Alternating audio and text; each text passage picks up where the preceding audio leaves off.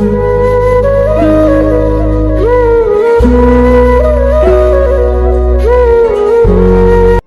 কয় যে আমার বাবা একটা বিয়ে করছে, তো ওই যে বলেছে আমার বাবা একটা বিয়ে করছে, মা একটা বিয়ে করছে, ওই কথা বারবার দিনের মধ্যে 14 বার বলে। 3 বেলা খাইতে গেলে 3 বেলা বলে তো মা বিয়ে করছে, তো বাপ বিয়ে, তুই এত সাজুগুজু করছিস, তুই থাকিস কে, চলিস কে। রেমির জন্য কাঁদছে তার ছোট মেয়ে। মাকে ছাড়া কিভাবে বড় হবে রেমির মেয়ে?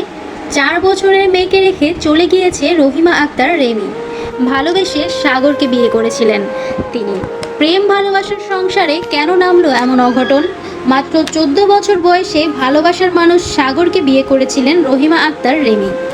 ভালোবেসে ঘর বাঁধলেও স্বামীর সংসারে কোনোদিনও ভালোবাসাই খুঁজে পাননি রেমি। শ্বশুর শাশুড়ি ননদের নির্যাতনে মানসিক সমস্যায় ভুগতে থাকেন। অল্প বয়সেই পড়ালেখা সাথে সংসারের চাপ সামলিয়ে বাচ্চা নিতে চাননি রেমি। তবে শ্বশুর শাশুড়ি জোর করায় সন্তান নিতে হয়েছিল রেমিকে। তার কোল জুড়ে এসেছিল এক ফুটফুটে কন্যা সন্তান। রেমি তার সংসার জীবনের শুরু থেকেই প্রতিদিন শুনতেন তার বাবা ভালো না, তার মা ভালো না। রেমির বয়স যখন 4 বছর তখনই তার বাবা মায়ের ডিভোর্স হয়ে যায়। তার বাবা দ্বিতীয় বিয়ে করেন আর তার মাও দ্বিতীয় বিয়ে করেন। বাবা মাকে নিয়ে এই খোঁটা সবসময় রেমিকে শুনতে হতো, যেন দ্বিতীয় বিয়েই পৃথিবীর সবচাইতে অন্যায় কাজ।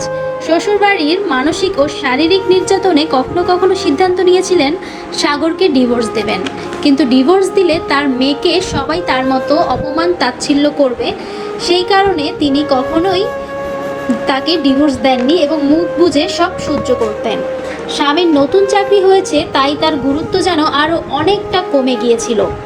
ছোট মেয়েকে রেখে বুকে পাথর চাপা দিয়ে ভালোবাসার শেষ পরিণতি ঘটালেন নিজের জীবন বিসর্জন দিয়ে।